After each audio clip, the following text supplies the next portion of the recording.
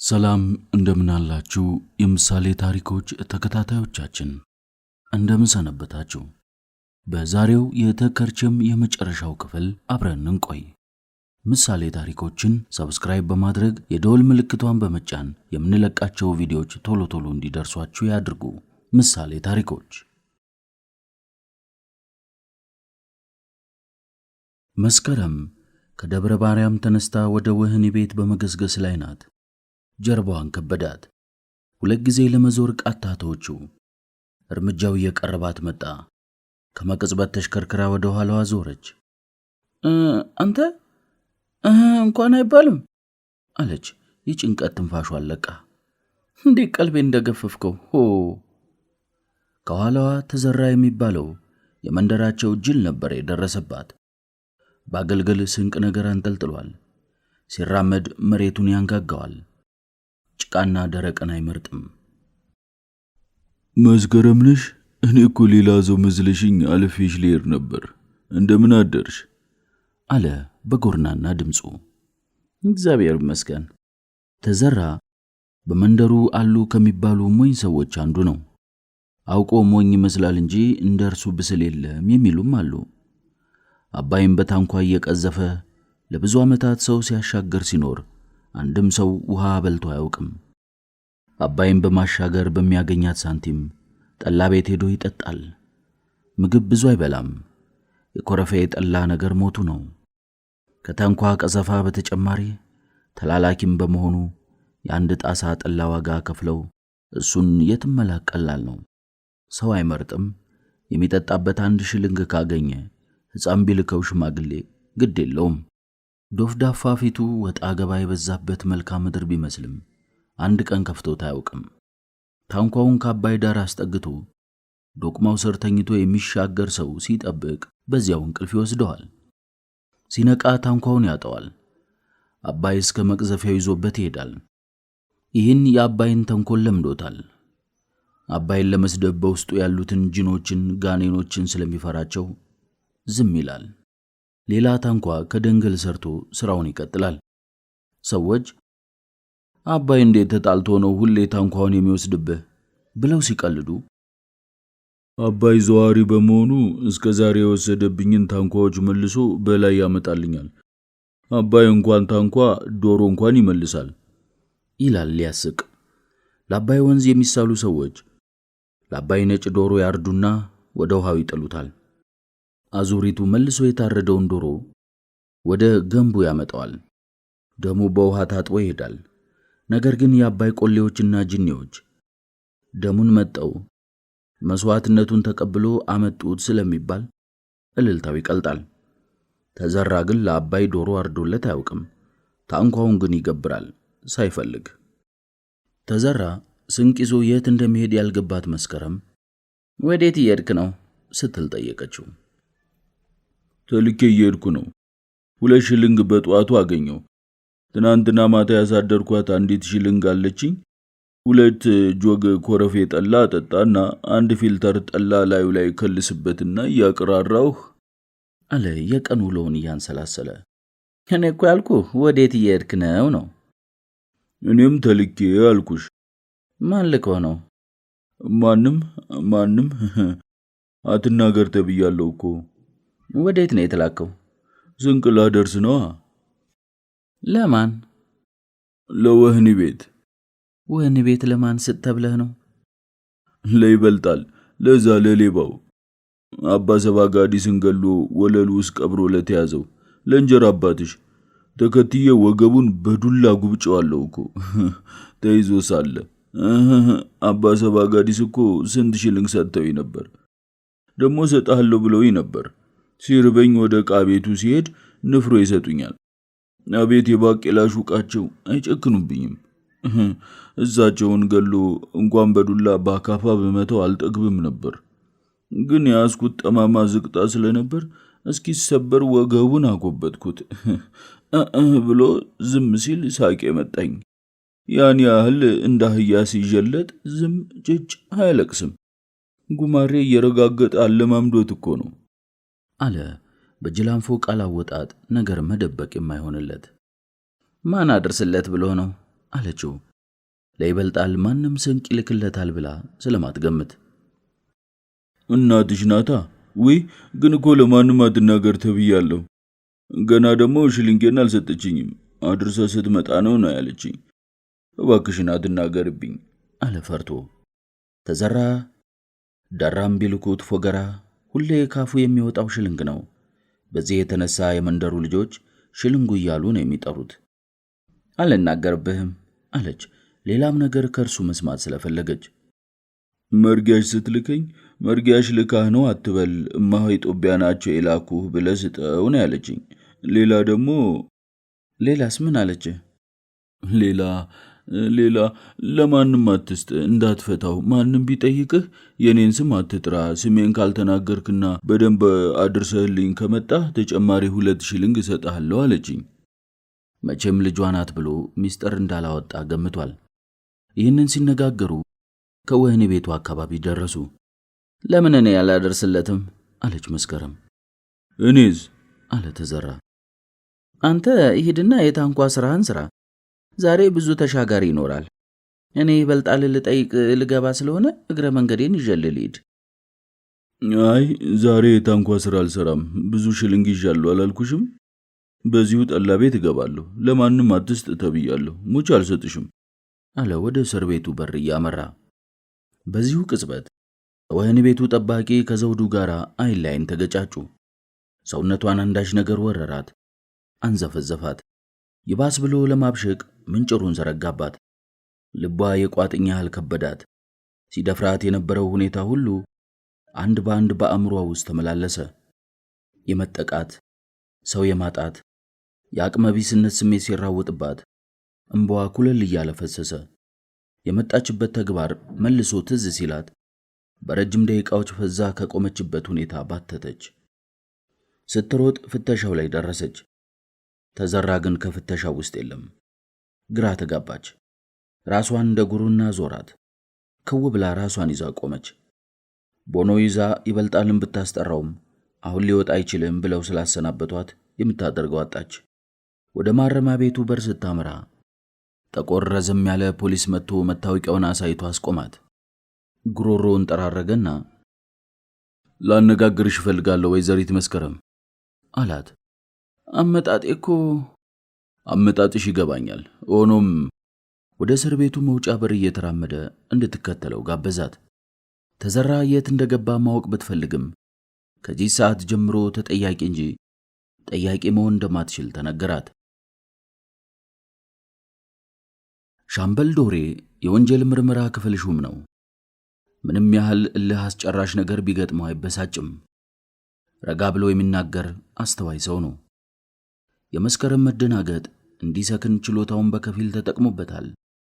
ዘወትር እንደሚያደርገው ለምርመራ የሚያስፈልጉትን ሰዎች መሰረታዊ ጥያቄዎችን ከመጠየቅ ይጀምራል። በዚህ ሁኔታ መጀመር ዋናውን ጉዳይ ሳያውቁት እንዲዘረግፉ ያረጋቸዋል ሲል ያምናል። ስም መስከረም አበራ። የቁልምጫ ስም መስኪ። አድራሻ ደብረ ማርያም። ጾታ መስከረም ከት ብላ ሳቀች። እያየኝ በማየት ጾታን መለየት ይቻላል? ፈገግ ብሎ መለሰላት። እሺ ሴት። ብሔር ከወንጀሉ ጋር ይገናኛል? እነዚህ መሰረታዊ ጥያቄዎች ናቸው ወይዘሪት መስከረም። በእናቴ አማራ ሳልሆን አልቀርም። በአባቴ ግን ምን እንደሆንኩኝ አላውቅም። ወታደር ነበር። ከእናቴ ጋርም አጭር ጊዜ ትውውቅ ብቻ ስለነበራቸው በውል አይተዋወቁም። እሺ ዜግነት? ኢትዮጵያዊት። ስራ? ተማሪ። እድሜ? 21 ዓመቴ። ቁመት? ተለክቼ አላውቅም። በግምት ግን ሜትር ከ60 ሳልሆን አልቀርም። ክብደትስ? ይህንንም ተለክቼ አላውቅም። ያው በግምት 50 ኪሎ ግራም ሳልሆን እቀራለሁ። ቁመና? አልገባኝም። ማለት ትክክለኛ ጎባጣ መጻጉ? እንደሚያዩ ነኝ። ጸጉር? ዞማ። የአይን ቀለም? ቡኒ። የቅንድብ አይነት? መስከረም ሳቋ አፈናት። ምን አይነት አለው ደግሞ ይሄ? ጸጉሩ የበነነ ቅንድብ፣ ደጋን የመሰለ ቅንድብ፣ ጸጉር የበዛበት ቅንድብ፣ ቀጥ ያለ ቅንድብ። በመጠኑ ቀጥ ያለ ቅንድም መሰለኛለኝ። አገጭ በመጠኑ ክብ። ጆሮ መካከለኛ። ምንም አይነት የአእምሮ ችግር የለብሽም? እግዚአብሔር ይመስገን የለብኝም። መልካም። ሻምበል ዶሬ ብዕሩን ጠረጴዛው ላይ አስቀምጦ ሲጋራውን ለኮሰ። በሲጋራው ጢስ ውስጥ መስከረምን እየተመለከተ ጥቂት እረፍት እንድታደርግ ተዋት። ሲጋራው እንደጨረሰ ብዕሩን ከንፈሩ ላይ አድርጎ ወደ ዋናው ጥያቄ ገባ። አባትሽና ማለት የእንጀራ አባትሽና እናትሽ ሌላ ጠብ ነበራቸው? እኔ እስከማውቀው ድረስ የለም። የእንጀራ አባትሽ ይህን ወንጀል ለመፈጸም የሚያበቃው ነገር ይኖራል ብለሽ የምትገምጪው የለም? እኔ የምለው ለምን እስከ ዛሬ ዝም ብላችሁ ቆይታችሁ አሁን እንደ አዲስ ነገር ማጣራት ፈልጋችሁ? እየጠየቅኩሽ መሰለኝ ወይዘሪት መስከረም። ለጥያቄዎቹ በቂ መልስ ልትሰጪኝ ይገባል። ይህን ወንጀል ያጣራ የነበረው መርማሪ ቡድን ለስራው በቂ ስላልሆነ በቦታው ላይ እኔ ተወክዬ እንደገና እንዲጣራ ማድረግ ላይ ነኝ አለ በእርሱ አምና ቃሏ እንድትሰጠው ለማረጋጋት ያህል። ለዚህ ስራዬ መሳካት ብቸኛዋ ሰው አንቺ ነሽ። ስለ እውነት በእውነት ብቻ የምታውቂውን ንገሪኝ። እሺ፣ ለምን ስንቅ ሊያደርስ የመጣው ተዘራ የት እንደገባ ልትነግረኝ አልፈለክም? ቀላል ነው። ተዘራ የያዘው ስንቅ የተመረዘ ስለነበረ ተዘራም ስንቁን በቁጥጥር ስር ውለው እየተጣሩ ነው።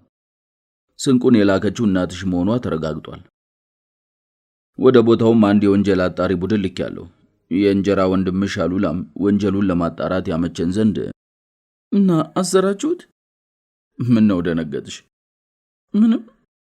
ለመሆኑ ወንጀሉ ሲፈጸም አንቺ የት ነበርሽ? የትም አለች ድምጿን በማርገብገብ። እንዴት? እየቀለድሽ ነው?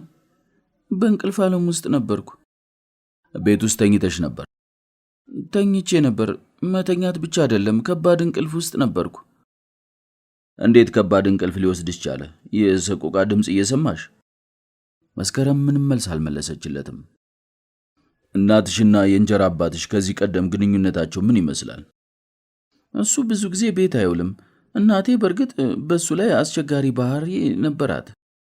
የሻከረ ግንኙነት ነበራቸው? አንዳንዴ ይጨቃጨቃሉ። ረጅም የዝምታ ጊዜ አሳለፉ። እናትሽ የእንጀራ አባትሽን ለምን መግደል እንደፈለገች ታውቂያለሽ? ለምን እንደፈለገች አላውቅም።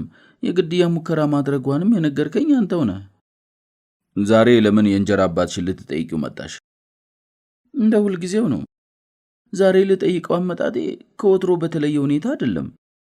ያው ደህንነቱን ለማወቅ ያህል ነው። እሱ ከአባቴ ይበልጣል። አባቴን አላውቀውም። እሱ እየፈተፈተ ባፉ በቆሎ ጥሬ አድቅቆ እያገጠጠ ነው ያሳደገኝ። እሱ ሲታሰር ካልጠየቅኩት እግዚአብሔር ነፍሴን በሰማይ ቤት ይጠይቃታል። ከዚህም ሌላ አሉላን የመሰለ ልጅ አባት ነው ማለት። አባትነቱ ቀርቶም ያሉላ አባት ስለሆነ ብቻ ቢሆንልኝ ወይም ብችል እንኳን መጠየቅ ልብሴን አውልቄ ሰጥቼው ብሄድ ደስ ባለኝ። እነዚህንና ሌሎች ጥያቄዎችን ሲጠይቃት ከቆየ በኋላ አመስግኖ አሰናበታት። በመቶ አለቃ ጀንበሩ የሚመራው መርማሪ ፖሊስ ወደ ቦታው ተልኮ ሲደርስ የመርጊያሽ ቤት ዝግ ነበር። ሻምበል ዶሬ የተዘራና የመስከረም ጉዳይ ተደራርቦ ባይዘው ኖሮ ይህም ቡድን አስከትሎ በሄደም ነበር። ነገር ግን መቶ አለቃ ጀንበሩም የዋዛ ሰው እንዳልሆነ ያውቃል።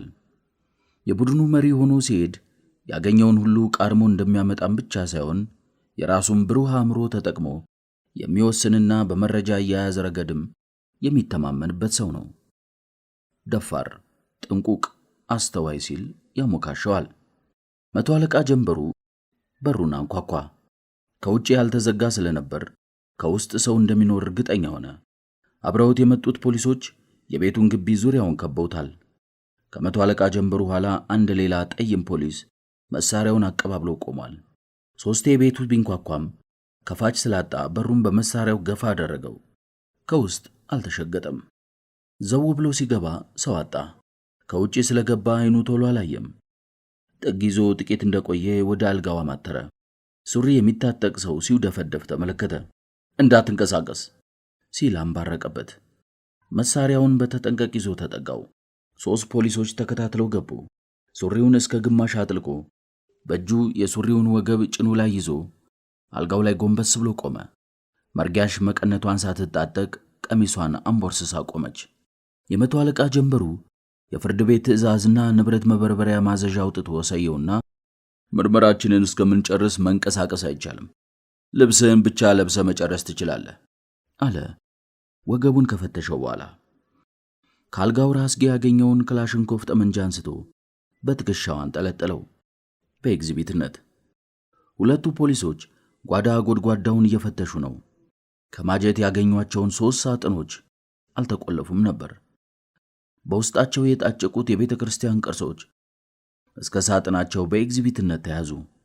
ጥንታዊ መጻሕፍት፣ ጽዋዎች፣ የወርቅ የነሐስና የብረት መስቀሎች፣ ሌሎች በቤት ውስጥ የተገኙ ወንጀሉን ለማጣራት አስፈላጊ ናቸው የተባሉ ቁሳቁሶች ተያዙ። መንደርተኛው የነመርጋሽ ቤት በፖሊስ ታጠረ ሲባል ከየቤቱ እየወጣ ደጁን ሞላው። ከብዙ ደቂቃዎች በኋላ ያዳምጠውና የመርጋሽ እጆች በካቴና ተጠፍረው ከሳጥኖቹ ጋር ሲነዱ ሕዝቡ ጉድ አለ። የሚያየውን ማመን አቃተው። ከሕዝቡ ጋር ቆሞ ወሬ ሲቃርም የነበረው ቄስ ፀሐይም ተጠቁሞበት በፖሊሶቹ እጅ እንዲገባ ተደረገ። ሕዝቡ በሆታ ነው የምንሸኛቸው ብሎም ተከተለ። ሽመሉን ወደ ላይ አቃንቶ ሽቦ ሎጋው ሽቦ ብሎ ያስጀመረም አልታጣ። የቡድን መሪው 100 አለቃ ጀንበሩና 10 አለቃ ገዛኸኝ ለውይይት ከሻምበል ዶሬ ቢሮ ተሰብስበዋል። ሻምበል ዶሬ ሲጋራውን ለኩሶ ሁለቴ ከማገለት በኋላ አገጩን በሁለት እጆቹ አስደግፎ ስለደረሱበት የክትትል ውጤት ጠየቃቸው። የሊቀመንበር አዳምጠውንና የወይዘሮ መርጋሽን ግንኙነት ከወንጀሉ ጋር ለማያያዝ በቂ ማስረጃ አላገኘንም። ወይዘሮ መርጋሽ በሰጡት የእምነት ክህደት ቃል ሳጥኖቹን በቤታቸው ውስጥ የሚያውቋቸው ከአቶ ይበልጣል መታሰር ትንሽ ቀናት ቀደም ብሎ እንደሆነና ድንገት አቶ ይበልጣል አምጥተው እንዳስቀመጧቸው ነው የተናገሩት ሲል 100 አለቃ ጀንበሩ ተናገረ። ማስተባበያውን ተቀበልከው ሲል ሻምበል ዶሬ መልሶ ጠየቀው። በቂ ማስተባበያ አይደለም። ሊቀመንበሩ አቶ አዳምጠው ከአቶ ይበልጣል መታሰር በፊትም ቅርርብ እንደነበራቸው ታውቋል። በዚህም ቤት ውስጥ ያለውን ሚስጥር ማወቃቸው አይቀርም ተብሎ ይገመታል። ለዛውም ይህንን ከባድ ዕቃ የቤተ ክርስቲያን አስፈላጊ ቅርሶች የሞሉበትን ሳጥን ሲል 100 አለቃ ጀንበሩ መለሰ። አንዳንድ ሰዎችን በመጠየቅ እንደተረዳሁት አቶ አዳምጠው ቁልፉ ከተገኘ በኋላ ለቄስ ፀሐይ መስጠቱ ጥርጣሬውን እንደሚያጎላው ከግንዛቤ ውስጥ ማስገባት አለብን። ቄስ ፀሐይ የቅርሱን መዘረፍ ለሕዝቡ አለማሳወቁም በሁለቱ ዘመዳሞች ስምምነት የተደበቀና የተሰረቀ ለመሆኑ ፍንጭ የሚሰጥ ይመስለኛል።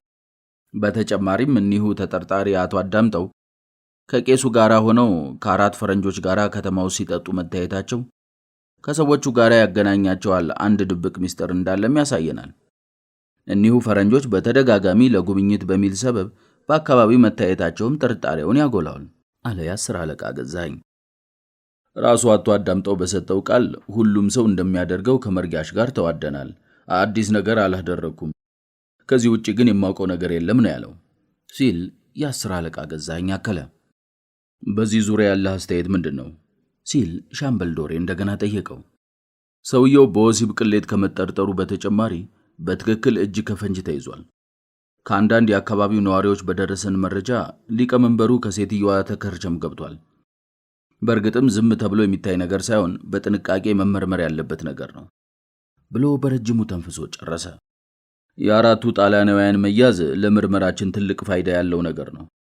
የሚሸጥላቸውን ነገሮች በእጃቸው ከማስረከቡ በፊት ገፋ ያለ ገንዘብ እንደተቀበለ በተዘዋዋሪ ያውቀናል። ለዚህ ወንጀል መፈጸሚያ የሚመረጠው የመደበቂያ ቦታ የአቶ ይበልጣል ቤት እንዲሆን እንዴት ሊመረጥ እንደቻለ ያወቅነው ነገር የለንም። በራሱ ቤት የመደበቅ አማራጭም ለምን እንዳልተጠቀመ አልተደረሰበትም። ቤቱ ገብተን ፈትሸናል፣ ነገር ግን ያገኘነው ጥንታዊ ቤተ ክርስቲያን ዕቃ የለም ሲል የ100 አለቃ ጀንበሩ አብራርቶ ተናገረ። ይህ ማለት ደግሞ ከመርጋሽ ጋር ተከርቸም መግባቱና የዕቃዎቹ እዛ ዘንድ መገኘታቸው ተከርቸምነቱ ከወንጀሉ ጋር ምን ግንኙነት ይኖረዋል ሲል ሻምበል ዶሬ ጠየቀው።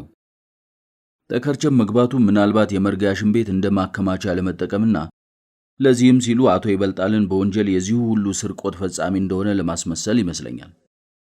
ለ20 ደቂቃዎች ያህል በወንጀሉ ዙሪያ ሲነጋገሩ ቆይተው ለተጨማሪ የማጣራት ስራዎች እቅድ አውጥተው ተለያዩ። እነዚህና ሌሎችንም የተጣሩ ውጤቶች የይበልጣልን የግድያ ሙከራ ወንጀል አያይዞ ለመመርመር የተመደበው በሻምበል ዶሬ የሚመራው የምርመራ ክፍል ስራውን በአግባቡ ለማጠናቀቅ ደፋ ቀና ሲል ውሎ አደረ። ለወንጀሉ ማጣራት አስፈላጊ ናቸው ያላቸውን ሰዎች ከደብረ ማርያምና ከአካባቢው ያሉ ሰዎችን ሲመረምር ሰነበተ። ዳኛው ከችሎት ወንበር ላይ ከመሰየማቸው አስቀድሞ የፍርድ ቤቱ አዳራሽ በሕዝብ ታጭቋል። የወንጀሉን ታሪክ የሰማ ሁሉ ወደ ፍርድ ቤቱ በር ለመድረስ ጊዜ አልፈጀም። ብዙ የአዳራሽ ወንበሮች የተያዙት በደብረ ማርያም አካባቢ ሰዎች ነው። ጫጫታውን ለማስታገስ ከወዲያ ወዲህ የሚሯሯጠው ስነ ስርዓት አስከባሪ ከአቅሙ በላይ ስለሆነበት ተናዷል። እሻ ሊል ምንም አልቀረውም። በሹክሹክታ የሚወራው ወሬ ደርቷል። ከውጪ ግርግሩና ሁካታው የፍርድ ቤቱን አካባቢ የሞቀ ገበያ ያስመስሎታል። ዳኞች ሊገቡ ስለሆነ ቆማችሁ ጠብቁ፣ ስነ ስርዓት አስከባሪው ጮሆ ተናገረ። ሁሉም የዳኞቹን መግቢያ ያይ ጀመር። ጥቁርና ቀይ ቀለም ያለው ካባቸውን የተጎናጸፉት የመሃል ዳኛ የግራና የቀኙን ዳኛ አስከትለው የመስቀል ወፍ መስለው ገቡ። ዳኛው ሲቀመጡ ሁሉም ተቀመጡ። ዳኛው ከተሰየሙበት ፊት ለፊት በስተግራ የተከሳሹ ጠበቃ አለፍ ብለው ተቀምጠዋል። አቃቤ ሕጉ በስተቀኝ ተሰይሟል። ዳኛው ትልቅ መነጽራቸውን ሰክተው መዝገቡን ካገላበጡ በኋላ ተከሳሽ እንዲገባ አዘዙ። የመዝገቡን ስም ጠርተው ተከሳሹ ይበልጣል በፖሊሶቹ ታጅቦ ገባ። በአዳራሹ የተትረፈረፈው ሕዝብ ሁሉ አይኑ ወደሱ ተተኮሰ። አዳምጠው የልብ ምቱ እንደ ከበሮ ለራሱ ይሰማው ጀመር። አፍንጫው ላይ ላብ ጨርፈፍ ሲልበት በሸሚዙ ጫፍ አፍንጫውን ወለወለው። የመርጊያሽ ብብትም በላብ ተነክሯል። ተከሳሽ አቶ ይበልጣል፣ የመጀመሪያ ደረጃ ፍርድ ቤት ውሳኔን ትቃወማለህ? ሲሉ ዳኛው ጠየቁ። ከረጅም ጸጥታ በኋላ አዎ ክቡር ዳኛ ብሎ ዝም አለ። በዚህ ቅጽበት ጠበቃ ተበጀ ተነስቶ ቆመ። ደንበኛዬን ነፃ ሊያወጡልኝ የሚያስችሉ የመከላከያ ምስክሮችን እንዳቀርብ ይፈቀድልኝ? የይበልጣል ጠበቃ አቶ ተበጀ ጠየቀ። የተከሳሽ ጠበቃ ምስክሮቹ ሊያስይዙት የሚችሉትን ጭብጥ አቅርቡ። አቶ ይበልጣል ወንጀሉ ሲፈጸም በሰዓቱ እንዳልነበሩ፣ ወይዘሮ መርጊያሽና አባ ሰባጋዲስ አብረው ወጥተው እንዳልተመለሱ፣ ወንጀሉ በተፈጸመበት ሰዓት የነበረና ማን እንደፈጸመው የሚያውቅ የአይን ምስክር አለኝ። ምስክሮቼም እነዚህን ጭብጦች ያስረዱልኛል ሲል ጭብጡን ጠቅለል አድርጎ አቀረበ። ምስክሮቹ ቃለ መሐላ እንዲፈጽሙ ዳኛው ሲያዙ ሁሉም ምስክሮች ተኮለኮሉ። በእውነት ለመመስከር፣ በሐሰት ላለመመስከር በእግዚአብሔር ስም ቃል ገባለሁ ሲሉ መጽሐፍ ቅዱስ ላይ ቀኝ እጃቸውን አስቀምጠው ማሉ። ሌሎችም ምስክሮች ወጥተው አንደኛው ምስክር ቀረበ። የመጀመሪያ መከላከያ ምስክር ተዘራ ቁሜ ነው። ስንቁን ሊያደርስ እንደመጣ ለፖሊሱ በየዋህነት የለፈለፋቸው ቃላት እስከ ስንቁ ለእስር ዳርገውታል። ስንቁን ለማድረስ እንጂ ስለ ስንቁ የማውቀው ጉዳይ የለም ቢልም ፖሊስ ባደረበት ጥርጣሬ እስር ቤት እንዲቆይ አድርጎታል። እንዳይፈራ በተሰጠው የማደፋፈሪያ ምክር የተጽናና ቢመስልም ከምስክር መሰየሚያ ወንበር ላይ ሲወጣ መንቀጥቀጥ ጀመረ። አቶ ተዘራ ሲሉ ዳኛው መነጽራቸውን ያስተካከሉ ጠየቁት። አቤት። ተዘራ አንገቱን እንደ በገና ደርዳሪ አሰገገ። ይግባይ ባይን ታውቀዋለህ? ማን ነው ይግባይ ባዩ? አቶ ይበልጣልን። በደንብ እንጂ። ጸብ ዝምድና አለ? ኧረ በፍጹም።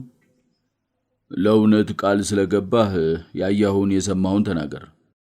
አቶ ተዘራ ግንቦት 4 ቀን አንተ የት ነበርክ? አለ። ለመጀመሪያ ጊዜ አቶ ሲባል ስለሰማ ክብር ተሰማው። አንድም ሳይደብቅ ለመናገር ቆረጠ። ከጠዋት እስከ ማታ እዛው አባይ ነው ያልኩት። ያን ቀን በታንኳ ተሻግሬ ሰው ስላጣሁና ሽልንግ ስለሌለኝ የትም አልሄድኩም። በዚያ ቀን አባ ሰባጋዴስን ምን ሲያረጉን ያያቸው? መጀመሪያ ወይዘሮ መርጊያሽ ከደቆማው ስር እንቅልፍ ወስዶኝ ሳለ ጠሩኝና ተነሳው። ስነቃ እባክህን አሻግረኝ አሉኝ። ከማዶ ሆነው በታንኳ እየቀዘፍኩ ሄጄ አሻገርኳቸው። ወደ ደብረ ማርያም ሄደው ገቡ። ከዛ ደግሞ እንቅልፍ ወሰደኝ። ሽልንጌን ሳይሰጡኝ እንዳይሄዱ ብዬ 2 ጊዜ ባንኜ ብነቃም አልመጡም። ቆይተው ከአባ ሰባጋዲስ ጋር እያወሩ መጡ። የሚያወሩትን አልሰማሁም። አሻገርኳቸውና 3 ሽልንግ ሰጡኝ። አብረው ወደ እነ መርጊያሽ ቤት ሄዱ። እኔ ግን ከዛ በኋላ አባ ሰባጋዲስን አላሻገርኳቸውም። አልተመለሱም። ይሄው እስከ ዛሬም አላሻገርኳቸውም። እስከ ስንት ሰዓት ቆይተ ነበር አንተ እዛ አባይ ዳር? ሲል ተበጀ ጠየቀው። ሰዓት አልይዝም፣ መቁጠር አልችልም። ግን ደንገዝገዝ ብሎ ላይን እስከሚይዝ እዚያው ነበርኩ። ከዚያ በኋላ ስለ አባ ሰባጋዲስ የምታውቀው ምንድን ነው? ምንም አላውቅም። በመነጋታው አባ ሰባጋዲስ ጠፉ ሲባል ሰማው። እንደ ሁሉም ሰው አዘንኩ። ሌላ ጊዜ ደግሞ ከነ ወይዘሮ መርጊያሽ ቤት አጽማቸው ተገኘ ተብሎ ሰው ሲሰበሰብ አብሬ ተሰበሰብኩ። አቶ ይበልጣል አጥንታቸውን ተሸክመው ሲደበደብ አየሁ። ማን ነው የደበደበው ሲል ጠየቀ አቶ ተበጀ ለዚህ ጥያቄ አጽንኦት መስጠት ፈልጎ። ሊቀመንበር አዳምጠው በዱላ በጠመንጃ ሰደፍ እየመታው በአፉ በአፍንጫው ደም ሲዥረገረግ ነበር። አልዋሽም፣ እኔም በያዝኩት ብትር ዠብጬዋለሁ። ያን ቀን ያልመታው ሰው የለም። ትልቁ ትንሹ ሲደበድበው ነው የዋለ። አለመሞቱ ገርሞኛል። እኔ በሆን ገና ሰው ሲመጣ ነበር የምሞተው። በእውነት እሱ 9 ነፍስ ነው መሰል የያዘው። አንተ ለምን መታው? አባ ሰባጋዲስ እኮ ደግ ናቸው። ንፍሮ ይሰጡኛል፣ ሲርበኝ ያበሉኛል። አንተ ልጅ ጠላ መጠጣት ይቅርብ፣ ሽልንግ ስታገኝ እንጀራ በሽሮ ብላ፣ አትስከር፣ ሲርብህ ከኔና ይሉኝ ነበር ብሎ ከልቡ አዘነ። አቶ ይበልጣል በግድያው አለበት ብለህ ታምናለህ? አይዋ ይበልጣል በእውነት ከሆነ እናከብረውም። ትንሹ ትልቁ አምባዛው ሲለው ሳቅ ብሎ አንገቱን ደፍቶ ነው የሚሄደው። እንኳን በሳቸው ላይ በእንስሳ ላይ የሚጨክን ሰው አይመስለኝም። እኔ የማውቀው ጉዳይ የለኝም። የእኔ ታንኳ የሚሰርቀኝ የጊዮኑ ቆሌ ተጠናውቶት ካልሆነ በቀር አያደርገውም። ይሄ ግምቴ ነው፣ አላየሁም። አንዴ በዱላ መትቼው ብሎ ዝም ሲል ልቤ መልሶ ተንቦጫቦጨ። ለዚህም ይቅር እንዲለኝ ለምኑልኝ ብሎ ወደ ይበልጣል ሰገደ። ይበልጣል የተደበደበውን የተበደለውንና የተሰቃየውን ከተዘራ አፍ ሲሰማ እንባው ከቁጥጥሩ ውጭ ሆኖ መፍሰስ ጀመረ። ከእንግዲህ እንኳን በደሌ ተሰማልኝ እንጂ ቢፈልጉ በስቅላትም ይቅጡኝ። መቼም ፍርድ ማጣመም ልማዳቸው ነው። ፍርዳቸውን ይገምድሉብኝ አለ በልቡ። አቃቢ ሕጉ ንዴት አፍንጫውን አቅልቶት ብድግ ብሎ ተቃውሞ ክብር ፍርድ ቤት አለ። ለሂደቱ አስፈላጊ ያልሆኑ ቃላት ለጉዳያችን ወጪ ስለሆኑ እንዲቆሙ በድጋሚ ጠይቃለሁ ክብር ፍርድ ቤት ሲል ተቃውሞውን አሰምቶ ተቀመጠ። ለውሳኔው ቅንነትና ፍትህነት ከሁሉም ቃላት የተወሰነ መረጃ ማግኘቱ አስፈላጊ ስለሆነ ምስክሮቼ ሳይሸማቀቁ ቃላቸው እንዲሰጡ ጠይቃለሁ አለ ጠበቃ ተበጀ ከመቅጽበት። ይግባይ ባዩ ይበልጣል ተበጀ እንዲያሽንጡን ገተሮ ሲከራከርለት እግዚአብሔር ከሰማይ የላከለት መልአክ መሰለው። ዳኛው ለተቃውሞ ምላሽ ሰጡ። የፍርድ ቤቱን ሰዓት ከመቆጠብ አንጻር ምስክሮቹ አላስፈላጊ ቃላትን በማስወገድ ያለምንም መሸማቀቅ የሚያውቁትን ብቻ ለፍርድ ቤቱ እንዲያስረዱ ጠይቃለሁ። እንደገና ብድግ አለና ተቃውሞ ክብር ፍርድ ቤት ምስክሩ ሙሉ ጤነኛ መሆኑ አለመሆኑ ግምት ውስጥ ይግባልኝ ሲል አቃቢ ሕጉ ጠየቀ። ምስክሬ አቶ ተዘራ ቁሜ ከጤነኛ ሰው አመለካከት ውጭ ያሳዩት ጠባይ የለም ክብር ፍርድ ቤት፣ ጥያቄን ጨርሻለሁ። ጠበቃ ተበጀ በአሸናፊነት መንፈስ ምስክሩን አመስግኖ ተቀመጠ። አቃቢ ሕግ መስቀለኛ ጥያቄ ካለ እንድታቀርብ ጠይቃለሁ ሲሉ ዳኛው ወደ አቃቢ ሕጉ ተመለከቱ። አመሰግናለሁ ክብር ፍርድ ቤት በማለት አቃቢ ሕጉ ተነሳና ተዘራን በመስቀለኛ ጥያቄ ያዋክበው ጀመረ። አቶ ተዘራ ቅድም ስትመሰክር ሰዓት እንዳልያዝክና መቁጠርም እንደማትችል ገልጸህ ነበር። ታዲያ አባ ሰባጋዲስ አንተ ወደ ቤት ከሄድክ በኋላ በሌላ ታንኳ ተመልሰው እንደሆነስ? እንደተለመደው ደንገዝገዝ ሲል ሁሉም ባለ ታንኳውን ዳር አስይዞ ወደ ቤቱ ይገባል። እንዲያውም ከባለ ታንኳዎቹ ሁሉ በመጨረሻ ወደ ቤት የገባሁት እኔ ነበርኩ። ከገዳሙ ወጥተው ሲሄዱ ይነጋገሩ ነበር ብለሃል። እንዲያው የጠብ የሚመስል የቃላት ልውውጥ ሰምተሃል? አቃቢ ሕጉ ቀጠለ። ኧረ በፍጹም አባ ሰባጋዲስ ድምጻቸውን ከፍ አድርገው የማውራት ልምድ የላቸውም። እንኳን ከሩቅ ከቅርብም በውል አይሰሙም ሲል ተዘራ አስረግጦ ተናገረ። የይግባኝ ጠበቃ ድጋሚ ጥያቄ አለ ሲሉ ዳኛው ጠየቁ። የለኝም ክቡር ፍርድ ቤት። ጠበቃ ተበጀ ከዳኛው ለተወረወረለት ጥያቄ ምላሽ ሰጠ። በማስቀጠልም ሁለተኛ ምስክሩን እንዲያቀርብ ጠየቀ። ስነ ስርዓት አስከባሪው ወደ ውጪ ወጣ ብሎ የሁለተኛዋን ምስክር ስም ተጣራ። መስከረም ሳታስበው ስሟ ስለተጠራ ሰውነቷን ኤሌክትሪክ እንደያዛት ነዘራት። ምን ማለት እንዳለባት ስታስበውና ስትክበው የነበረው የሐሳብ ካብ ሁሉ ተናደባት። ጫን ጫን እየተነፈሰች ገባች። የሁሉም አይን ሲያርፍባት እግሯ ሸብረክ ሸብረክ አለ። ሽባ ሆነች። አይኗን ጨፍና ገለጠችው። ራሷን በራሷ መምከር ጀመረች። አይዞሽ። ከምስክር መሰየሚያ ወንበር ላይ ስትሆን ትንሽ መረጋጋት ጀመረች። የዚያ ሁሉ ሰው ድባ የሚመስል አይን ከአይኖቿ ሲቸነከር ያንገረግባት መሰላት። ነፍሷን በእግዚአብሔር ደጅ ለፍርድ የቀረበችም መሰላት። በውስጡ ያለው የሐሳቡ ጅንበር አየለባት። ልቧ በመንታ ሐሳቦች መካከል ይዋልል ጀመር። እናትና እውነት። የ9 ወር ቤቷ አባትም እናትም ሆና ደሟን አጥብታ ያሳደገቻት እናቷ ላይ አስፈርዳ ለዘላለም ወህኒ ቤት ልታበሰብሳት ፈራች። ዋኝታበት የወጣችው የእናቷን ሸርቷ፣ አቁስላው የወጣችው የማህፀኗ ግድግዳ፣ ጎትታው የወጣችው እትብቷ ታያት። ተንበርክካ ያማጠቻትን ሰዓት፣ በምጥ ያስለቀሰቻትን እንባ፣ በጨቅላ እናቷ ሳትታፈን ሳትበጠስ አካላ ገዶሎ ሳትሆን ያሳደገቻት፣ ጠላ ሽጣ ባንቀልባ ሽሩሩ ብላ ያሳደገቻት፣ ወገቧ ላይ የሸናች አልጋዋ ላይ ያበሰበሰች ያሳደገቻት እናቷ ተፈርዶባት ወህኒ ቤት ዕድሜ ልኳን ስትማቀቅ ራሷን ከበዳት። ሕዝቡ ከእሷ አፍ የሚወጣውን ቃል ይጠባበቃል። በእውነት ለመመስከር በሐሰት ላለመመስከር በእግዚአብሔር ስም ቃል ገባለሁ ብላ የተለመደው መሐላ በዳኛው መሪነት ፈጸመች። መስከረም ወይዘሪት መስከረም ሲሉ ዳኛው ወደ ጥያቄያቸው ገቡ። አቤት። ከይግባይ ባይ ጠብ ዝምድና አለሽ? ዝምድና አለኝ፣ የእንጀራ አባቴ ነው። ጠብ ግን የለኝም። የይግባይ ባይ ጠበቃ ጥያቄዎችን ማቅረብ ትችላለህ። አመሰግናለሁ ክቡር ፍርድ ቤት ሲል ጠበቃ ተበጀ ፊቱ እንደ መስከረም አደይ እየፈካ ተነሳ። ወይዘሪት መስከረም በዚያች ምሽት የት ነበርሽ? ከትምህርት ቤት ሰንብቼ ከባህር ዳር ተነስቼ ደብረ ማርያም እናቴ ቤት የገባሁት በጊዜ ቢሆንም እንቅልፍ የወሰደኝ ወዲያው ነበር። ከጨለመ በኋላ አንድ የጻር ድምፅ ከእንቅልፌ ቀሰቀሰኝ። ባንኜ ስነቃ አባ ሰባጋዲስ በወገባቸው ዙሪያ በሚጠመጥሙት ቅናት ከምሰሶ ጋር ታስረው እንዲናገሩ ሲጠየቁ አየሁ ብላ ዝም አለች። ምንድን ነበረ እንዲናገሩ ሲጠየቁት የነበረው? ሲል ጠበቃው ቀለል ባለ ድምፅ ጠየቃት። እናቴ ይቅርታ፣ አሁን የምመሰክረው ስለ እውነት ብቻ ነው። እንባዋን መቆጣጠር ስላልቻለች ባይበልቧ ትጠራርግ ጀመር። ዳኛው አስቆማትና እንድትረጋጋ ጠየቃት። ተቃውሞ አለኝ ክቡር ፍርድ ቤት ሲል አቃቢ ሕጉ ብድግ አለ።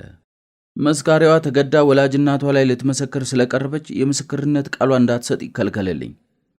እኔ ማንም ሳያስገድደኝ ለእውነት ስል ብቻ ነው የምናገረው ስትል መስከረም አቃቢ ሕጉን አፉን ስታዚዝ ተበጀ በኩራት ተመለከታት። ያየሽውን ነገር ብቻ ምንም ሳትፈሪ ተረጋግተሽ መስክሪ ወይዘሪት መስከረም ሲሉ ዳኛው አስቀጠሏት። መርጊያሽ ለሁለተኛ የመከላከያ ምስክርነት ልጇ ስትጠራ በልቧ ትልቅ የደስታና የተስፋ ችቦ ተለክሶ ነበር። አሁንም ጭራሽ አልጠፋም። ግን ፈራች። ልጇ ስታለቅስ እሷም ልታለቅስ ሞከረች። ግን ውሃ ፈልቆበት እንደማያውቅ በረሃ አይኗ ከሮ ዝም አለ። በዚያች ምሽት እናቴ መሆንሽን ተጠራጥሬ ነበር። መጥረቢያ ይዞ ቅርሶቹ የተደበቁበትንና ታቦቱ የት እንዳለ ያመላክቱኝ፣ ቁልፉን ከአሁን ሰዓት ጀምሮ በቁጥጥሬ ስር ነው እያለ ሲያስጨንቃቸው ከጎኑ ቆመሽ ነበር። እኔን ከእንቅልፌ መንቃቴን የተገነዘብሽው ግን በኋላ ነው። በፋስ ግንባራቸውን ሲፈልጣቸው መቀነትሽን ፈተሽ አፋቸው ውስጥ እንዳይጮሁ ጠቅጥቀሽ በክላሹ መጥቶ እንዲጨርሳቸው ነገርሽው። እሱ ግን አልሰማሽም። ትንሽ ርኅራኄ የላችሁም ነበር። በመጨረሻ ለጋን መጎለቻ ብለሽ ከዋሸሽልኝ ትልቅ ጉድጓድ ላይ ከግድግዳው ጥግ የተቆፈረ ጉድጓድ ውስጥ አብራችሁ ስትቀብሯቸው አይቻለሁ። የእናንተ ልብስ ደም ነክቶት ስለነበር አቃጠላችሁት። እኔ ራሴን ስቼ በመጮሄ ውሃ አምጥታችሁ ስትደፉብኝ በሰመመን ውስጥ ነበርኩ። ከዚያ በኋላ ያለውን አላውቅም ብላ ስትጨርስ መርጊያሽ በጣም ጮክ ብላ የማይሰማ ነገር እንደ ቅዠት በመለፍለፏ ደንብ አስከባሪው ቀርቦ ጸጥ አሰኛት። ጠበቃው አቶ ተበጀ ይህንን ያህል ነገር ይቅርና 2 ቃላትም ትናገራለች ብሎ ያልገመታት ልጅ እስካሁን ለፖሊስም ሆነ ለእርሱ ያልሰጠችውን እምቅ ምስጢር በማፍሰሷ ሁሉም ግራ ተጋቡ። አብሯት በመጥረቢያ የከተከታቸው የነበረው ሰው ማን ነው ሲል ረጋ ብሎ ጠየቃት። ተበጀ መጀመሪያ አላየሁትም ነበር። መስከረም በረጅሙ ተነፈሰች። ለምን? በምናምንቴ ጨርቅ ፊቱን ሸፍኖት ነበር። በኋላ ግን ፊቱን ሁሉ ደም ረጭቶት ስለነበር ጨርቁንና የለበሰውን ኮትና ሱሪ አውልቆ ከቀሚሷ ጋር አቃጠለው። እኔ ራሴን ስቼ በመውደቄ ውሃ እያመጡ ሲደፉብኝ እሱ ማን እንደሆነ ለይቼዋለሁ። አስተዳዳሪው ሊቀመንበር ተብዬው እናቴን ለዚህ ሁሉ ወንጀል ያበቃት በግራዋ በኩል እንደ ሰይጣን የተቀመጠው አዳምጠው ነው። ክቡር ፍርድ ቤት ይህን የፍርድ ቤት ስነ ስርዓት መጣስ እንዲያይልኝ ጠይቃለሁ። አቃቤ ሕጉ ተንጨረጨረ። እንዲያውም ያንሰዋል። ሰይጣንን የማውቀው በወሬ ነው፣ አላየሁትም። ሰው ሲከተክት በአፍቅሮ ነዋይ ቅርስ ሽጦ ሊያውም ማስተዳደር ሀገር ጠብቅ ተብሎ የተሾመ የሚጠብቀውን ቅርስ ሸጦ ሊጠግብ ያለ ርኅራኄ ሰው እንደ ፍልጥ ሲፈልጥ ያየሁት እሱ ሰይጣንም መባል ያንሰዋል። ኧረ ሳጥናኤልስ በክብሩ የተዋረደው ልፍጠር ብሎ ነው፣ በፈጣሪ ሥራ በመግባቱ እንጂ የአምላክን ፍጡር የፈጣሪን እጅ ሥራ ሲያፈርስ ተገኝቶ አይደለም። ሳይማር ሳያውቅ ባፈቀላጤነት በምላስ መሾሙን አባ ሰባጋዲስ እንደተቃወሙትም ሰምቻለሁ። ይሄ ሳያንሰው ያለ ኃጢአቱ የእናቴን ሕጋዊ ባለቤት የእሷን ልብ አማሎ በውሸት እንድትወነጅለው አድርጎ እሱ መደብደብ ሲገባው በደለኛ ወንጀለኛ ያልሆነውን ንጹሕን ሰው ማንም በአካፋና በዶማ እንዲቀጠቅጠው ያደረገው እሱ ነው። እሱ እስር ቤት ሲገባለት እናቴን ማላገጫው አረጋት። ቀየው ሁሉ የሚያወራው የእሱን ተከርቸምነትና የእሷን ትዳሯን ፈታ ተከርቸምን ማስገባት ነው። እኔም የዚህ አጸያፊ ቤተሰብ አባል በመሆኔ አንገቴን ደፍቼ እንዲሄድ ሆኛለሁ። በዚህ ላይ እኔና አሉላ የተቃውሞ ሐሳባችንን አቅርበን እንድታቁም ብንነግራት አሉላን በመርዝ ገላ ወንዝ ከተተችው ብላ ሳትጨርስ እኔ ግን አለሁ እግዚአብሔር ይመስገን በእህቴ ትልቅ መስዋዕትነትና እርዳታ ከሞት አፍ አምልጫለሁ ብሎ አሉላ ከተመልካቹ ሕዝብ መሃል ቆመ። ሕግ አስከባሪው ሮጦ ሄዶ ሁለተኛ እንዳይናገር አስጠንቅቆ አስቀመጠው። መርጊያሽና አዳምጠው ተያዩ። ያሉት በሕልም ዓለም እንጂ በእውነተኛዋ እነሱ እንደልባቸው ያስሩ ይፈቱባት በነበረችው የግላቸው ዓለም ውስጥ መኖራቸውን ተጠራጠሩ። ከዚህ ውጪ ያየሽው ይኖራል በማለት ጠበቃ ተበጀ በኩራት ጠየቀ። ከበቂ በላይ ካልሆነ ይኖራል አለች ንግግሯን ስትጀምር። ይሄው አስተዳዳሪያችን በተደጋጋሚ የሚፈጽማቸው ቅሌቶች ሳያንሱ የቀበሌው ማህተምና ሌሎች ንብረቶችን ከቤት ጥሏቸው ይሄዳል።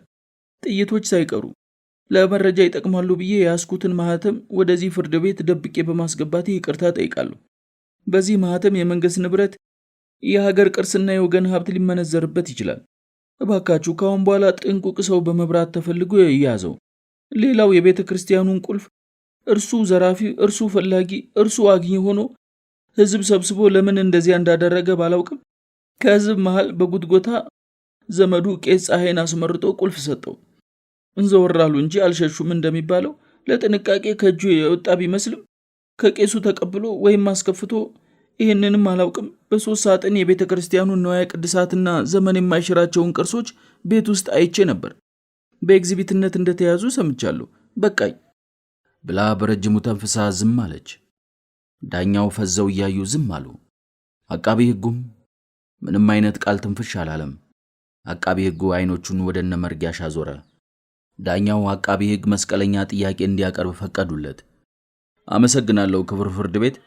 ወይዘሪት መስከረም ራስሽን ስተሽ ባለሽበት ሰዓት ከእናትሽ ጋር የነበረው ሰው አቶ አዳምጠው እንደነበረ እንዴት ልትለዩ ቻልሽ? ውሃ ደፍተውብኝ ስለነበር ትንሽ ወደ አእምሮ የተመልሼ ስለነበር የሰውየውን ማንነት ለማወቅ አላዳገተኝም። እንጨርሻለሁ ክቡር ፍርድ ቤት። አቃቢ ሕጉ ስሜቱ ቀዝቅዞ ተቀመጠ። ድጋሚ ጥያቄ ካለ የይግባኝ ባይ ጠበቃ። ዳኛው ወደ ጠበቃ ተበጀ ተመለከቱ። የለኝም ክቡር ፍርድ ቤት። ጠበቃ ተበጀ በቂ እንደሆነ አምኗል። ዳኛው የፍርድ ቤቱን የማጣሪያ ጥያቄ አስከተሉ። ወይዘሪት መስከረም ሰውየው በምናምን ነገር ፊቱን ሸፍኖ ነበር ብለሻል። እንዴት ልትለዩ ቻልሽ? በኋላ ፊቱን የሸፈነበትን ጨርቅ አውልቆ ሲያቃጥል አይቼዋለሁ ስትል መስከረም ፈርጠም ብላ መለሰች። ተበጀ ሶስተኛውን የመከላከያ ምስክር ለማቅረብ እንዲፈቀድለት ጠየቀ። ማሆይ ጦቢያ ከቆረቡ ከጸደቁ በኋላ ከዓለማዊ ፍርድ ቤት መቆምን ባይወዱም ግድ ስለሆነባቸው ከደብረ ማርያም አንስተው ፍርድ ቤት ድረስ መጥተዋል። ከውጪ ቀስ እያሉ ተራምደው ገቡና ከምስክር መሰየሚያው መንበር ላይ ሆኑ። መሐላውንም ፈጸሙ። ስለ አባ ሰባጋዲስ ግድያ ያዩትንና ያወቁትን ለፍርድ ቤቱ ያስረዱ ብሎ ጠበቃው በአክብሮት ጠየቃቸው። ድምጹን ዘለግ አድርጎ ለመሆኑ እርሳቸው በጠፉበት ሌሊት ይበልጣል የት ነበረና?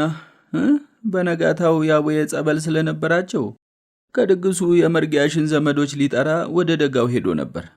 እኔ በዚያች ምሽት እሳት ልጭር ወደ ቤት ብሄድ ተዘግቷል። ግን በመዝጊያው ቀዳዳ ሳይ የታሰረ ሰው አየሁ። አባ ሰባጋዲስ በቀን ሲገቡ ስላየሁ ተጠራጠርኩ። ሳስተውል እርሳቸው ናቸው። እርሳቸው ወደ ቤት ከመግባታቸው በፊት በአጥሩ ሾልኮ ሲገባ አዳምጠውን አይቼዋለሁ። በኋላ ከፊታቸው መጥረቢያ ይዞ ቁልፉን ይስጡኝ፣ ታቦታቱ የት እንደተቀበሩ አመላክቱኝ እያለ ሲያናዝዛቸው ሰማሁ። ፊቱ ግን ተሸፍኗል። እኔ ያዳምጠው ድምፅ ይቅርና የመንደሩን ሰው ድምፅ እለያለሁ። ድምፁ ያዳምጠው ነው። አበስኩ ገበርኩ። ከዚህ በላይ ግን አላውቅም። መስከረሜ ታማ መታ ራሷን ስታ ስለነበር ከእኔ ቤት ተኝታ ድናለች። በኋላም አሉላ ከሞት ተርፎ ከቤቴ ድኖ ጠፍቷል። አሁን ግን ባይኔ ያየሁት። ወይ ጉድቴ! ይህን ያህል መከራ ከማይ ዕድሜን ቢያሳጥረው ምን አለ እናንተ ሆዬ ብለው ሳይጨርሱ ጠበቃው ጨርሻለሁ ብሎ በደስታ ፈገግ አለ። አቃቤ ሕግ መስቀለኛ ጥያቄ አለ? ማሰማት ትችላለህ። አመሰግናለሁ። በድምፅ ብቻ እንጂ ባይኖት አላዩትም። ሁለተኛውን ግለሰብ ታዲያ እንዴት አቶ አዳምጠው መሆኑን እርግጠኛ ለመሆን ቻሉ? በዛ ላይ ጆሮዎትን ያከራክረውታል አይደለም? ወደ ቤት በአጥር ሾልኮ ሲገባ አይቼዋለሁ። ደሞም አስተዳዳሪያችን ስለሆነ ድምፁን በደንብ ለየዋለሁ። ጆሮዬም ቢሆን አያከራክረኝም። የዓለምን ነገር ክፉ በጎውን ለመስማት ስል ያከራክረኛል እላቸዋለሁ። አትሰማም እያሉ ሰዎች እኔ ጥግ ሆነው ስለ እኔ የሚያንሾካሹኩትን ሁሉ ሰማለሁ። በዚህም አጥብቄ ስለ ሰዎች ጠባይና ስለ እኔ ያላቸውን ምልከታ ተምሬበታለሁ። ይህችን ዘዴ ያስተማሩኝ አያቴ ናቸው። ከዚህ በኋላ ግን የተማርኩት ይበቃኛል። ስለ ራሴም ከበቂ በላይ ተምሬ ጠግቤያለሁ። ደብረ ማርያም እንግዲህ እርምህን አውጣ። ያልከኝን ሁሉ ሰምቻለሁ። እንዲያውም ጆሮዬ ቆቅ ነው። አዳራሹ በጉምጉምታ ተዋጠ። የሳቅም አልታጣም። ዳኛው በመዶሻቸው ጠረጴዛውን ደልቀው ጸጥ አሰኙት። አቃቤ ሕጉ ጨርሻለሁ ብሎ ተቀመጠ። ዳኛውና የይግባይ ባይ ጠበቃ የሚያነሷቸው ጥያቄዎችም አልነበሩም። በመጨረሻ አቃቤ ሕጉ ለሁሉም ምስክሮች በደንቡ መሰረት የሚቀርበውን መስቀለኛ ጥያቄ የለኝም በማለቱ ምስክሮቹ ተሰናበቱ። ዳኛው መነጽራቸውን ረጅም አፍንጫቸው ላይ አስተካክለው በቀረበው ይግባይ ላይ ቀደም ሲል የታች ፍርድ ቤት የወሰነውን ውሳኔና በዚህ ፍርድ ቤት የቀረቡትን አዳዲስ የመከላከያ ማስረጃዎች አዳምጠናል። ወደ ውሳኔ ከማምራታችን በፊት አቃቤ ሕግ የምትለው ነገር አለ ሲል እድል ሰጡ። አቃቤ ሕጉ ዳኛውን እጅ ነስቶ በመጀመሪያ ፍርድ ቤት አቃቤ ሕግ ያቀረበው ማስረጃ እንደሚያመለክተው የአሁን የይግባይ ባይ አቶ ይበልጣልን እጅ ከፍንጅ አገኘኋቸው ብሎ ክስ መመስረቱን ያለ ተጨማሪ ማስረጃና በአቶ ይበልጣል በኩልም መከላከያ ማጣት ምክንያት የዕድሜ ልክ ጽኑ እስራት መወሰኑ ይታወሳል። ሆኖም አሁን የመጡት የመከላከያ ምስክሮች እንዳስረዱት ከሆነ ደግሞ ጥፋተኝነቱ ወደ ሌላ አካል እየተላለፈ በመሆኑ ተጨማሪ ቀጠሮ ተሰጥቶ በተነሱት ሐሳቦች ላይ ምርመራዬን አጣርቼ እንዳቀርብ ይፈቀድልኝ ብሎ ጠየቀ። የይግባይ ባይ ጠበቃ የምትለው ነገር አለ ሲሉ ዳኛው ጠየቀ። ሰፊ ማስታወሻ ደብተር በያዘው ጠበቃ ላይ የሁሉም ዓይን አፈጠጠ። ዳኛውን እጅ ነስቶ ንግግሩን ቀጠለ። አቃቤ ሕጉ ካሁን በፊት ውሳኔ ሲሰጥ ከምንም ተነስተው ያቀረቡትን ቶፈንቶ ክስና ዘግናኝ የመፍረጃ ሐሳብ እውነቱን ላላወቁ ይበል አሰኝቶ ነበር። ዛሬ ግን እውነት ራሷ ከተደበቀችበት ወጥታ በሁላችን ጆሮ ተሰማች። ከወንጀሉ አስከፊነት ይልቅ የውንጀላው ዘግናኝነት ይበልጣል። አስተዳዳሪ ተብለው በመንግስት እምነት የተጣለባቸው ሰው አደራ በልተው የአገር የወገንን ቅርስ ከምንም በላይ በባዕዳን በመሬት ውስጥ የተዳፈነውን ሀብታችንን በመመዝበር አመድ ሰጥተው ወርቅ ለሚወስዱብን ባዕዳን አንጡራ ሀብታችንን ለግል ጥቅማቸው ሲሸጥ ይህ ሁሉ ሳያንስ ራሱን በንጹሃን ውስጥ ሸጉጦ ፍርድ ቤቱን ጭምር ባዘጋጀው አፈጮሌዎች አሳሳተ። ወንጀለኛ ቢሆን እንኳን በአግባቡ ለሕግ ማቅረብ ሲቻል በአካሉ ላይ ዘግናኝና ከባድ ድብደባ አድርሶበት በሐኪም ማስረጃ መሰረት ተከሳሽ አቶ ይበልጣል ሁለት እጆቹ ከጥቅም ውጭ ሆነዋል። ከእንግዲህ አቶ ይበልጣል እህል እንኳ ቆርሶ የሚጎርስበት እጅ የለውም።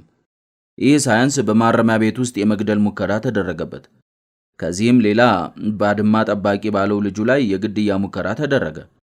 እነዚህን ሁሉ ክብር ፍርድ ቤት ግንዛቤ ውስጥ አስገብቶ የአቃቢ ሕጉን የመፍረጃ ሐሳብ በማነጻጸር ተከሳሹን በነፃ ከመልቀቅ ባሻገር ለደረሰበት ጉዳት ሁሉ የሕይወት ካሳውንም እንዲከፍለው በመወሰን በተጠርጣሪዎቹ ላይ ትክክለኛውና ርቱዕ የሆነ የፍርድ ቤት ውሳኔ እንዲሰጥልኝ በትህትና ጠይቃለሁ በማለት ንግግሩን ፈጸመ። ይበልጣል እጆቹን ወደ ላይ ዘርግቶ ፈጣሪውን ሊያመሰግን ቢል አቅም አጠረው። እነዛ የጣናን ሐይቅን የቀዘፉ ጠንካራ ክንዶቹ መንቀሳቀስ አቃታቸው። የፍትህ ጮራ በዛ ትንሽ አዳራሽ ፈንጥቆ ተፈርዶለት ሊወጣ ተጠባበቀ። ለትክክለኛ ፍትህ ሲባልና አዲስ የተያዙትን ጭብጦች ከሁለቱም ወገን ከማጣራት አንጻር ተለዋጭ ቀጠሮ ያስፈልገናል። ዳኛው መዶሻቸውን አነሱ። የፍርድ ቤቱ የውሳኔ ቀን እስከሚደርስ መላ የደብረ ማርያም ሕዝብ በመቁነጥነጥ ላይ ነው። ያዳምጠው ተከርቸምነት ጉድ ማስባሉ ዘብጥያ በመውረዱ ተተክቷል። በተለይም የቄስ ፀሐይ ነገር አገሩን አስገርሟል። መርጊያሽ የመንደሩ ሴቶች አፍ ማላወሻ ሆናለች። የማሆይ ጠቢያ ነገር ግን ትንግርት ሆኖ ነው የሰነበተው። ይገርማል። እስካሁን ያማናቸውን ሁሉ ለካስ ሲሰሙን ነበር። ወይ ትንግርት ይላል አንዱ። ስለ ራስ ካወቁ አይቀር እንዲህ ነው። ግን እንዴት አስቻላቸው? ይህን ያህል ዘመን ክፉ በጎ እየሰሙ ዝም ማለት የሚችል ጆሮ ማን አለው? ይላል ሌላው። የመስከረም በእናቷ ላይ መመስከር ጉድ ሲያስብል ነበር የሰነበተ። ዘውዱ በበኩሉ ከተልባ ጋር ያለ ሰሊጥ አብረህ ተወቀጥ የሚለውን ብሂል ተረድቶ የደረሰበት ጠፍቷል። ወይ እንደ ወንድሞቼ እኔም ዘብጥያ ወርዳለሁ፣ ባስገድዶ መድፈር መስከረም ትከሰኝና እስር ቤት በሰብሳለሁ ብሎ ፈርቶ ይሆናል ስትል መስከረም አሰበች። ሰሞኑን አሉላና መስከረም የሚያብሰለስሉት የፍርድ ቤቱን ጉዳይ ነው እና ዳምጠው እንደለመዱት በገንዘብ ዳኞቹ እንደልለው ነፃ ይወጡ ይሆን ትላለች መስከረም አልፋ አልፋ። መሞከራቸው ማየት ይቀራል። ሆኖም የደነገጡ ይመስለኛል። የደብረ ማርያም ሕዝብን ቢመለሱ በመጥረቢያ እንዳይጥ የሚያባርራቸው ይመስለኛል ይላታል አሉላ። ይህም ቢሆን ሁሉ ነገር ገና ውሎ አልታወቀም። ዳኛው የመጨረሻውን ውሳኔ ሰጥተው ጠረጴዛውን በመዶሻቸው እስኪወግሩት ማንም ምንም ቢል እርግጠኛ መሆን አይቻልም። ፀሐይ በጣና ምስራቃዊ ገመገሞች ልትጠልቅ ስታዘቀዝቅ አሉላ አባ ሰባጋዲስ ስትዞር ይቆሙባት ከነበረችው አለት ላይ ቆሞ ይመለከታት ጀመር። ጀንበሯን ሲመለከት ቆይቶ ገጸ ሰባጋዲስን ገልጦ ያነብ ጀመር ካቆመበት። አባይ እንደ ዘንዶ ቁልቁል ሲጥመለመል እኔና እሷን ማዶና ማዶ የሁለት ዓለም ሰዎች እንዳደረገን ቢያውቅ ኖሮ ወዲያውኑ በደረቀ ነበር። እኔ ወዲህ ማዶ መቁለጭለጩን ቀጠልኩ። እሷም ወዲያ ማዶ አይኖቿን እንደተከለችብኝ ናት። ብዬ ስሟን ልጠይቃት ስል አፌ ተሳሰረብኝ። የወንዙ ፏፏቴ እንኳን በዚህ አቅሜ ጉሮሮ እስኪሰነጠቅ ብጮህ እንኳን የሚያደማምጥ አይደለም። የእሷ ድምፅ ግን ወደ እኔ መጣ። ዝማሬ የሚመስል ድምፅ። መዋኘት አትችልም እንዴ የሚል ስርቅርቅ ድምጿ ነበር የተሰማኝ። የገደል ማሚቶ ድምጿን ደጋግሞ አሰማኝ። መዋኘት አትችልም እንዴ? ማሚቶዎች ድምጿን አላመጡት። ምን ማለቷ ነው ስላሰብኩ በዋና እንገናኝ ማለቷ ነዋ። ህሊና የመለሰልኝ እኔ ውስጥ ያለው ምትሃት እሷም ውስጥ ተፈጥሯል ማለት ነው ስል እንደገና ራሴን ጠየቅኩ። በደንብ እንጂ እንደገና ህሊና የመለሰልኝ እችላለሁ ስል ድምፄን ዝቅ አድርጌ የመለስኩላት መንተፍረቴን። የኔንም ድምፅ ተራሮች ተቀባበሉት። የገደል ማሚቶዎች አልጎመጎሙት። እችላለሁ። መቅጃዋን ስታወርድ አየኋት። ቀሚሷን ስታወልቅ ማመን አቃተኝ። አበባ የመሰለ ሰውነቷን የምሽቷ ጀንበር ጨረሮች ተበተኑበት።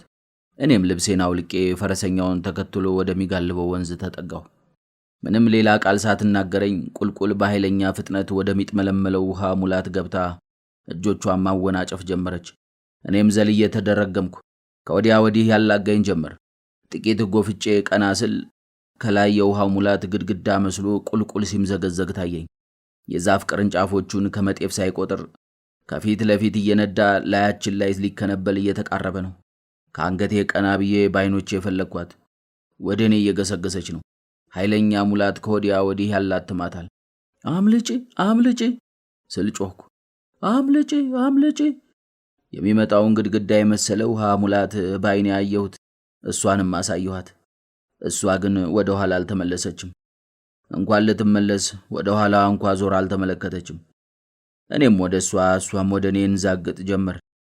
ለረጅም ደቂቃዎች ከታላቁ ወንዝ ጋር ትግላችን ቀጠለ። ግድግዳ የመሰለ ውሃ ሙላት ዓይኔ ጥግ ደረሰ። ትንፋሽ አጠረኝ። በማላውቀው የፍርሃት ኃይል ወደ እሷ ገሰገስኩ። እጄ ክንዷን ለመያዝ አልታደለም። ጣቶቼ ጣቶቿን ሊነኩ ተሰይተው ሙጫ ሲቀራቸው ዓይኖቿ ዓይኖቼን እየተማጸኑ እያየኋት እያየችኝ ሁሉ ነገር ጨላለመ። ግድግዳ መስሎ የመጣው መዓት ቁልቁል ደፈቀን። የተቀራረቡ ጣቶቻችን ወዲያና ወዲህ ሲነጣጠሉ ትዝ ይለኛል። ሄደች ቁልቁል ወደ ማልደርስበት። በማላቀው ሁኔታ ከማላቀው ቀዬ ሰዎች ደረቴን ተጭነው ውሃ ባፌ ቡልቅ ቡልቅ እያለ ሲወጣ ነቃሁ። ከአያሌ ሰዓታት በኋላ እሷን ውሃ እንደበላት እኔ እንደተረፍኩ ተነገረኝ። አስከሬኗን ዘመዶቿ እንደወሰዱትም አረዱኝ። እነማን ዘመዶቿ እንደሆኑም አላወኩም። ምን አለ አስከሬኗን እንኳን መልሼ ባየሁት። ያቺ የአባይ ዳር አበባ እያየኋት ጠወለገች። ከዛ ወዲያ ወደ ትውልድ መንደር ያልተመለስኩም። እግሬ በመራኝ እጓዝ ጀመር። እንዲህ ነው የምንናያ አጀማመር አሉ። የመጽሐፉን ገጽ ዘግቶ አለቱ ላይ በማያውቀው ስሜት ተቀመጠ።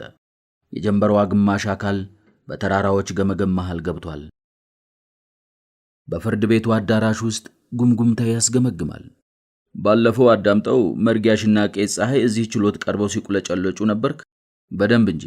መከላከያ አቅርቡ ተብለው አናቀርብም ያሉ ጊዜ አጡኮ። ለነሱ ተከላካይ ምስክር ከየት ይመጣል? ኧረ ለመሆኑ አቃቢ ሕግ ክስ በእናዳምጠው ላይ ከመሰረተ ለምን ይበልጣልን ፍርድ ቤቱ በነፃ አይለቀውም? ጉዳዩ በደንብ ሳይጣራ የማይሆነው እንጃል። ይሄ እኮ ከባድ ሀገራዊ ጉዳይ ነው። እውነት ከተደበቀችበት ሳትወጣ ማንስ ቢለቀቅ ሀገሬው በጄ ይላል? እውነት እንደ ጮራ ሳትፈነድቅ ማን ሊለቀቅ? ሶስቱ ዳኞች ወደ አዳራሹ ሲገቡ ጉምጉምታው ጋብ አለ። ህዝቡ ቆሞ ተቀበላቸው። ሲቀመጥም አይኖቹ ሁሉ ዳኞቹ ላይ እንደተቸናከሩ ነበሩ።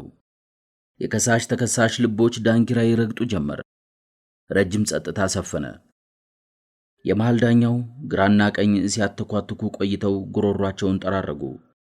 ቀንደቦቹ ሽቅብ ወደ ግንባሩ ተሸመጠጠ። የአይን ሽፋሽፍቶቹ ተቀነበቡ። የጥፋተኝነት ውሳኔ ለመወሰን አቃቢ ሕግ የቀረቡትን የመከላከያ ማስረጃዎች እንዲያጣራ ውሳኔ ሰጥተን መለያየታችን ይታወሳል። በመሆኑም አቃቢ ሕግ ያጣራውን ያቀርብ ዘንድ ጠይቃለሁ። አቃቢ ሕጉ በዝግታ አይኖቹን ማስታወሻ ላይ ሳይነቅል ተነሳ። የፖሊስ ምርመራ መዝገባችንና የመከላከያ ማስረጃዎቹን ስንመረምር ቆይተናል።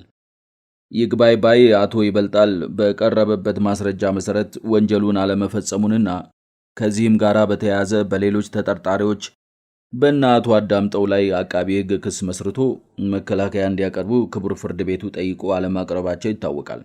በመሆኑም ፍርድ ቤቱ በዚህ ወንጀል ላይ የሚሰጠውን ፍርድ እንጠባበቃለን። አቃቢ ሕጉ ተቀመጠ።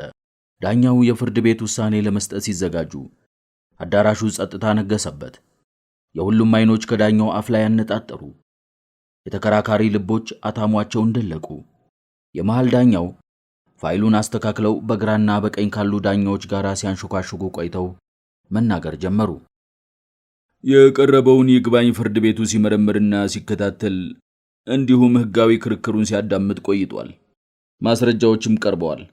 ከመሰረታዊ ክስ በመነሳት ከሕግ አኳያ ጉዳዮችን አጣርቶ ፍትህ ሳያጓድል ፍርድ ሳይጣመም የሚከተለውን የፍርድ ቤት ውሳኔ ሰጥቷል። ተመልካቹ ሁሉ አፉን ከፈተ። ዳኛው ጥቂት ጥሞና አደረጉ።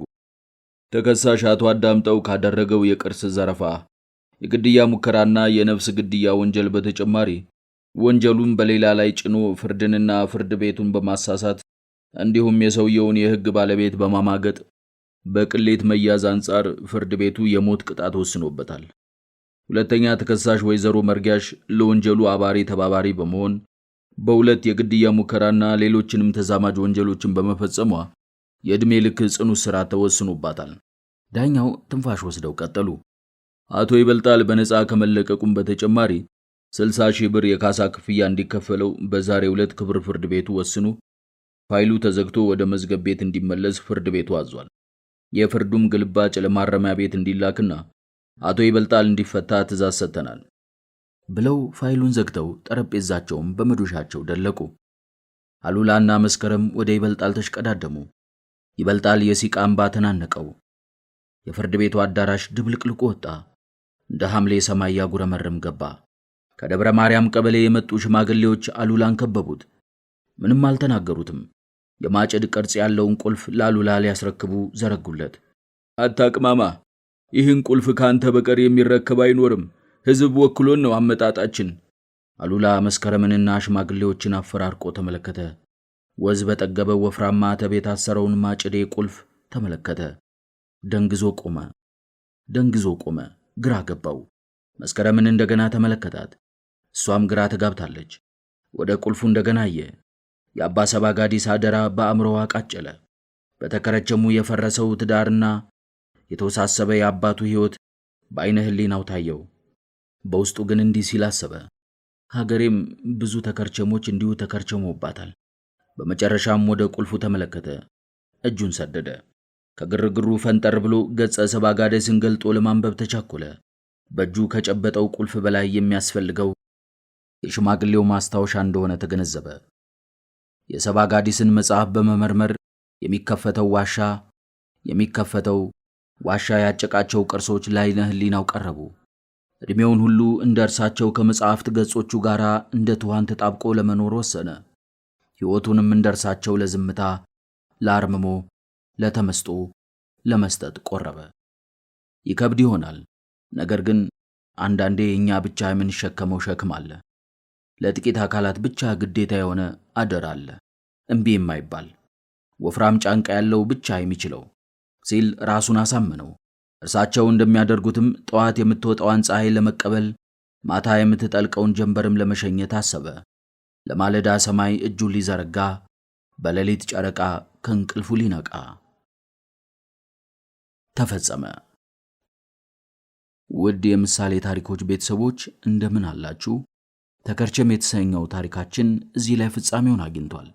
ሐሳብ አስተያየታችሁን በኮሜንት ሴክሽን ላይ ያስፍሩልን። በቀጣይ በሌላ ድንቅ ኢትዮጵያዊ መጽሐፍ እንገናኛለን። ቸር እንቆይ።